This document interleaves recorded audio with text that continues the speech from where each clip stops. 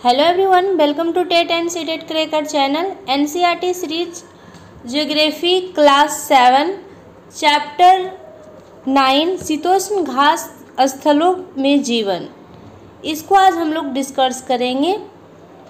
और इसमें हम लोगों को समझना होगा कि शीतोष्ण घास स्थल में जो जीवन है वो कैसा है। शीतोष्ण घास स्थल जो है यहाँ पर दो टाइप का दिया हुआ है, वेल्ड और प्रेरी। ये दोनों को हम लोग डिस्कस करेंगे और वो उसमें देखेंगे कि वहाँ जो जीव रहते हैं, कौन कौन सा जीव पाए जाते हैं, कौन कौन सा जो वनस्पति होता है वो वनस्पति किस प्रकार का होता है, वहाँ की जलवायु कैसी होती है, वहाँ की मिट्टी कैसी है, ठीक ना। तो ये सारी चीज़ को हम एक एक करके समझेंगे। तो चलिए स्टार्ट करते हैं। देखिए, सबसे पहले जिन स्थानों पर पेड़ की मुख्य वनस्पति होते हैं उन्हें हम वन कहते हैं, ठीक है।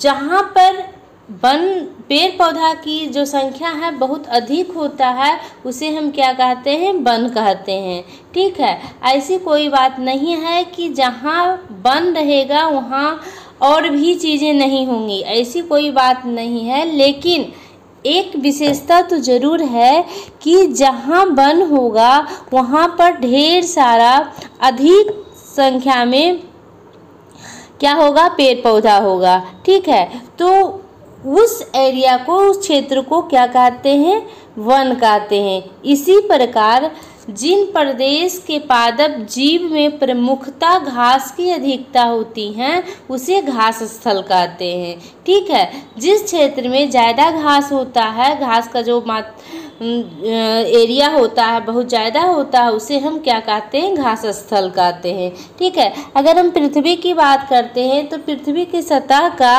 लगभग 1/4 हिस्सा जो क्या है, घास का है, ठीक है। अब हम लोग देखेंगे कि जो विश्व के घास स्थलों को दो मुख्य श्रेणियों में बांटा जाता है वो कौन कौन सा है। तो वो शीतोष्ण प्रदेश के घास स्थल और उष्णकटिबंधीय प्रदेश का घास स्थल है, ठीक है। और यही दोनों जो पॉइंट है इस चैप्टर में इम्पोर्टेंट है, इसके बारे में हम लोग पढ़ेंगे, राइट। देखिए, प्रेरी के बारे में यहाँ बताया जा रहा है कि उत्तर अमेरिका के शीतोष्ण घास स्थल को प्रेरी कहा जाता है, ठीक है। तो प्रेरी किसे कहा जाता है, उत्तर अमेरिका के जो शीतोष्ण घास स्थल है उसे प्रेरी कहा जाता है।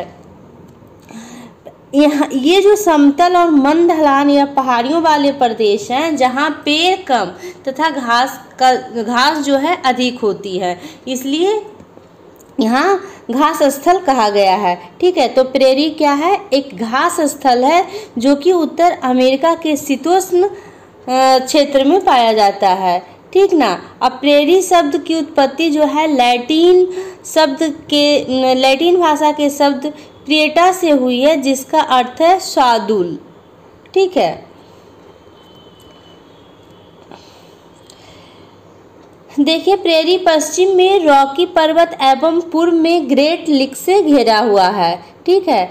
तो प्रेरी जो है पश्चिम में रॉकी पर्वत एवं पूर्व में ग्रेट लेक से घिरा हुआ है, ठीक है।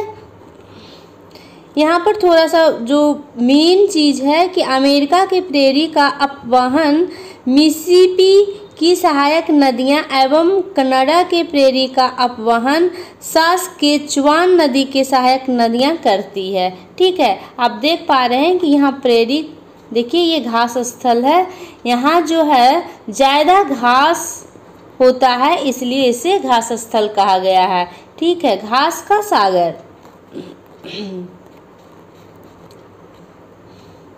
देखिए अब हम लोग समझेंगे प्रेरी के घास के मैदान। अमेरिकी मूल निवासी जिन्हें रेड इंडियन कहा जाता है का ये निवास स्थल रहा है, ठीक ना। प्रेरी जो घास के मैदान है ये रेड इंडियन का निवास स्थल रहा है। वे लोग इस महाद्वीप के वास्तविक निवासी थे, ठीक ना। कौन इस महाद्वीप के निवासी थे, तो रेड इंडियन जो अमेरिकी मूल निवासी है, ठीक ना। आगे हम लोग देखते हैं कि प्रेरी जो है यहाँ की जलवायु कैसी है? तो प्रेरी यहाँ की जलवायु जो है, यहाँ की जलवायु की बात हम करते हैं तो ये ग्रीष्म ऋतु में तापमान लगभग जो है 20 डिग्री सेल्सियस होता है, जबकि शीत ऋतु में कनाडा के विनिपेग में तापमान हिमांक जो -20 डिग्री सेल्सियस दर्ज किया जाता है। ठीक है, इसलिए शीत ऋतु में यह प्रदेश जो है बर्फ की मोटी परत से ढके रहता है। यहाँ वार्षिक वर्षा सामान्य होती है। वार्षिक वर्षा सामान्य होने के कारण जो घास का विकास है वह ज़्यादा होता है, क्योंकि सामान्य बारिश जो है घास का विकास करने के लिए हेल्प करता है, अनुकूल होता है। ठीक है, उत्तर दक्षिण अवरोध की अनुपस्थिति में यहाँ चिनूक नामक एक स्थानीय पवन बहती है। तो यहाँ से पूछ सकता है कि चिनूक क्या है? तो चिनूक क्या है? एक गर्म पवन है जो शीत ऋतु में बहती है तथा कम समय में ही तापमान बढ़ा देती है। ठीक है, ये कहाँ चलती है? तो ये प्रेरी में चलती है। अब हम लोग देखेंगे जो प्रेरी है वहाँ का वनस्पति जात और प्राणी जात, वहाँ कौन कौन सी वनस्पति आपको देखने को मिलेगा और कौन कौन सी प्राणी जात जो है प्राणी देखने को मिल सकता है। तो प्रेरी सामान्यतः जो है पेड़ विहीन होते हैं, वहाँ पेड़ जो है बहुत कम होता है, वहाँ आपको घास ही घास दिखाई देगा। ठीक ना, जहाँ जल उपलब्ध होता है वहाँ सरपत, अल्डर और पॉपुलर जैसे पेड़ उगते हैं। ठीक है, कुछ पेड़ आपको देखने को मिलेगा। मैंने आपको पहले ही क्लियर कर दी है कि घास का स्थान, इसका मतलब ये नहीं है कि उस एरिया में एक भी पेड़ पौधा नहीं दिखेगा, पेड़ पौधा भी दिखेगा, लेकिन उससे ज़्यादा जो एरिया होगा सिर्फ और सिर्फ घास का होगा। ठीक है, तो घास का जो एरिया होता है ज़्यादा होने के कारण ही इसे घास स्थल कहा गया है। तो प्रेरी की अगर हम बात करें कि यहाँ का जो वनस्पति है, तो जहाँ जल उपलब्ध है वहाँ इस तरह के कुछ पेड़ दिखते हैं, सरपत, अल्डर और पॉपुलर। ठीक ना, 50 सेंटीमीटर से अधिक वर्षा वाले प्रदेश कृषि के लिए उपयुक्त होते हैं, क्योंकि यहाँ की जो मिट्टी होती है वो बहुत उपजाऊ होती है। ठीक है, अगर हम प्रेरी का बात करें कि यहाँ का मुख्य फसल क्या है, तो मक्का है। ठीक ना, मुख्य फसल मक्का है, लेकिन और भी फसलें कुछ कुछ उगाई जाती है। वो क्या है? आलू, सोयाबीन, कपास और अल्फा, ये सारे फसलें वहाँ उगाई जाती है। ठीक ना, और देखिए जिन क्षेत्र में वर्षा काफ़ी कम और अनिश्चित होती है वहाँ पैदा होने वाली घास जो है छोटी और नुकीली होती है। हम लोग पहले भी चैप्टर में पढ़े थे कि जहाँ बारिश कम होती है तो वहाँ का जो वनस्पति होती है वो कैसा होता है, उसकी जो लीफ होता है, जो पत्तियाँ होती हैं वो कैसी नुकीली होती है। नुकीली क्यों होती है? पानी के अभाव के कारण। ठीक है, तो यहाँ पर भी ये जो क्षेत्र है वहाँ वर्षा कम होती है, काफ़ी कम होती है और अनिश्चित होती है, कभी कभी होती है। ठीक ना, तो यहाँ का जो घास है वो छोटी और नुकीली होती है। ये प्रदेश मवेशियों को पालने के लिए उपयुक्त होता है। घास वाले जो प्रदेश होते हैं वो मवेशी को पालने के लिए उपयुक्त होते हैं, क्योंकि चारागाह हो जाता है ना। तो विशाल मवेशी फार्म को रेंच शब्द दिया गया है। जो प्रेरी है वहाँ विशाल मवेशी फार्म होता है, उसे रेंच कहा जाता है, और जो उस फार्म को देखभाल करता है उसे काउबॉय कहते हैं। ठीक ना, बाइसन या अमेरिकी भैंस इस प्रदेश का महत्वपूर्ण पशु है। ठीक है, तो आपसे क्वेश्चन बन सकता है कि जो प्रेरी है वहाँ का मुख्य जो पशु है वो क्या है? तो यहाँ का मुख्य पशु जो है अमेरिकी भैंस, जिसे बाइसन भी कहते हैं। लेकिन ये जो पशु है बाइसन, अमेरिकी भैंस, ये धीरे धीरे लुप्त हो रहा है। ठीक ना, तो इन्हें सुरक्षित रखने के लिए सुरक्षित प्रजातियों की श्रेणी में रखा जाता है। ठीक है, इन प्रदेशों में पाए जाने वाले कुछ और भी जीव हैं, जैसे खरगोश, काइयोट, गोफर और प्रेरी कुत्ता। ठीक ना, देखिए अब हम लोग देखेंगे कि जो प्रेरी है वहाँ के लोग, वहाँ का पीपल किस तरह से अपना व्यवसाय करते हैं और वो क्या काम करते हैं, है ना। तो जो प्रेरी है इस प्रदेश के लोग काफ़ी परिश्रमी होते हैं, ठीक है, काफ़ी परिश्रमी होते हैं प्रेरी के लोग। और ये विश्व के 2 सबसे अधिक जो विकसित देश है संयुक्त राज्य अमेरिका और कनाडा में स्थित है। कृषि की वैज्ञानिक विधियों एवं ट्रैक्टर, हार्वेस्टर और कंबाइन का उपयोग करके ये उत्तर अमेरिका के सबसे बड़ा खाद्यान्न उत्पादक बन गया है, ठीक ना। गेहूं के अत्यधिक उत्पादन के कारण प्रेरी को विश्व का धान्यागार भी कहा जाता है। तो यहाँ से क्वेश्चन बन सकता है कि विश्व का धान्यागार किसे कहा जाता है, तो प्रेरी का क्षेत्र कहा जाता है। क्यों कहा जाता है, क्योंकि वहाँ गेहूं का जो उत्पादन है बहुत ज़्यादा, विश्व में सबसे ज़्यादा किया जाता है। और भी यहाँ का लोग का जो व्यवसाय है वो क्या है, दूध उत्पादन एवं अन्य प्रमुख उद्योग है। दूध भी उत्पादन करते हैं। डेयरी क्षेत्र के ग्रेट लेक जो है पूर्व में अंटार्कटिक तट पर फैला हुआ है और यहाँ के जो लोग हैं वो व्यापक स्तर पर कृषि और जो खाद्य प्रबंधन उद्योग को बढ़ावा देते हैं, ठीक है।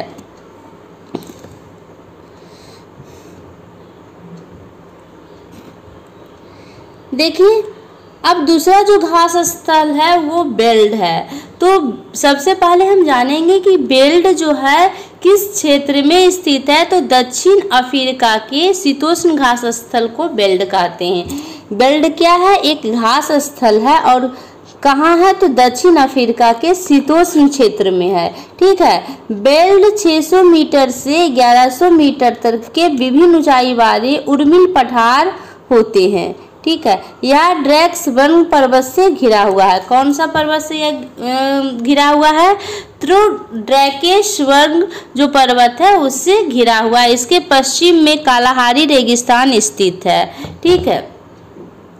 देखिए अफ्रीका का मानचित्र देखिए और बेल्ट से घिरे देशों के नाम बताइए। देखिए ऑरेंज और लिम्पोपो नदी की सहायक नदियां इस प्रदेश को सिंचित करती है, ठीक ना।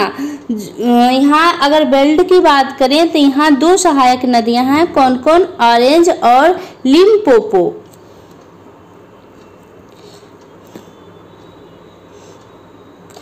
बेल्ट के अगर हम जलवायु की बात करें कि बेल्ट का जलवायु कैसी है, तो यहाँ की जो जलवायु वो नम होती है, ठीक ना। ये हिंद महासागर के प्रभाव के कारण जो यहाँ की जलवायु है वो नम होती है और शीत ऋतु जो है ठंडी एवं शुष्क होती है।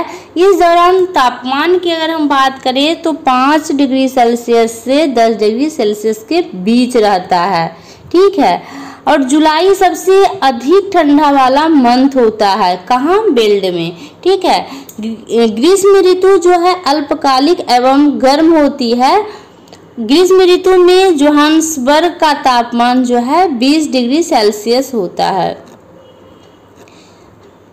देखिए बेल्ट क्षेत्र में वर्षा जो है किस मंथ में होता है, तो नवंबर से फरवरी के बीच वर्षा होता है, ठीक है। और यह ऋतु शीत ऋतु में जून से अगस्त तक के महीना जो है कम वर्षा होती है या उस क्षेत्र में सुखाड़ हो जाता है, ठीक ना। अगर हम बेल्ट की बात करें कि वहाँ की वनस्पति जात और प्राणी जात कौन कौन सा है, कौन कौन सी वनस्पति आपको वहाँ देखने को मिलेंगी और कौन कौन सी प्राणी वहाँ देखने को मिलेंगे, तो देखिए यहाँ जो वनस्पति है वो विरल है। अधिकतर स्थल पर क्या है, घास ही घास है, ठीक ना। लाल घास बेल्ट की झाड़ियों में पैदा होती है। लाल घास कहाँ पैदा होती है, तो बेल्ट की झाड़ियों में। बबूल और मारोला ऊंचे हुए बेल्ट में उगते हैं, ठीक है। बेल्ट में प्रमुख जानवर शेर, तेंदुआ, चीता एवं कुडू होते हैं। देखिए यहाँ सीटेट में यहाँ से क्वेश्चन आया हुआ है, कुडू क्या है, तो कुडू एक जानवर है जो कि बेल्ट में पाया जाता है, ठीक ना। अब बेल्ट के निवासी के बारे में हम लोग समझेंगे कि वहाँ के निवासी क्या काम करते हैं अपना जीवन यापन के लिए। तो बेल्ट का जो निवासी है वो पशुपालन एवं खनन का काम मुख्य रूप से करते हैं। ठीक है, बेल्ट की जो मिट्टी है वो अधिक उपजाऊ नहीं होती है, इसलिए यहाँ कृषि का काम नहीं किया जाता है उतना ज़्यादा।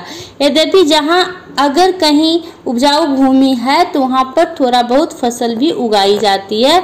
वो फसल क्या है? मक्का, गेहूं, ज्वार, अखरोट, आलू। ठीक ना, यहाँ की मुख्य फसलें हैं। और कुछ नकदी भी फसल उगाई जाती है जैसे तंबाकू, गन्ना, कपास। ठीक है, और यहाँ ऊन के लिए भेड़ पाला जाता है। ये भेड़ पालन यहाँ के लोग का जो है मुख्य व्यवसाय है। ठीक है, मोरिनो भेड़ एक लोकप्रिय प्रजाति है। ठीक है, मोरिनो क्या है? भेड़ का एक प्रजाति है। नेक्स्ट पॉइंट पे हम लोग देखेंगे। देखिए, वेल्ड में खनिजों का प्रचुर भंडार है। जिन स्थान पर लोहा और कोयला उपलब्ध होता है वहाँ लोहा एवं इस्पात उद्योग विकसित हो गया है। वेल्ड में सोना और हीरे का भी खनन है। इस प्रदेश के लोग मुख्य व्यवसाय करते हैं। खनन का काम जो है वहाँ के लोग का मुख्य व्यवसाय है। जोहान्सबर्ग को विश्व के स्वर्ण राजधानी भी कहा जाता है। तो विश्व का स्वर्ण राजधानी किसे कहा जाता है? जोहान्सबर्ग को कहा जाता है। ठीक ना। किम्बले हीरे की खान के लिए प्रसिद्ध है।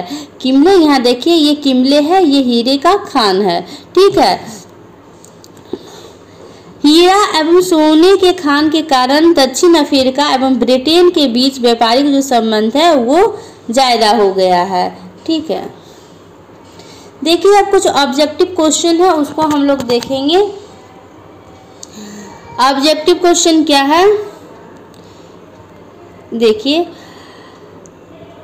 उत्तर अमेरिकी शीतोष्ण घास स्थल को क्या कहा जाता है? तो उत्तर अमेरिकी शीतोष्ण घास स्थल को प्रेयरी कहा जाता है। ठीक है, उत्तर अमेरिकी घास स्थल के पशु चारागाह को क्या कहते हैं? तो इस बुक में इसके लिए कोई स्पेशल नाम नहीं दिया गया है, इसलिए ये कंफर्म नहीं है। ठीक है, और देखिए ग में क्या है? बेल्ट को अपवाहित करने वाली नदियां का नाम बताइए। तो अभी हम लोग ने देखे थे कि बेल्ट में जो है दो नदियां अपवाहित होती है, ऑरेंज एवं लिम्पोपो नदी। ठीक है, तो बेल्ट में जो है दो नदियां अपवाहित होती है, ऑरेंज एवं लिम्पोपो नदी। ओके, घ नंबर क्वेश्चन है, बेल्ट में वर्षा ऋतु कब आती है? तो बेल्ट में जो वर्षा ऋतु है नवंबर से फरवरी के बीच आती है।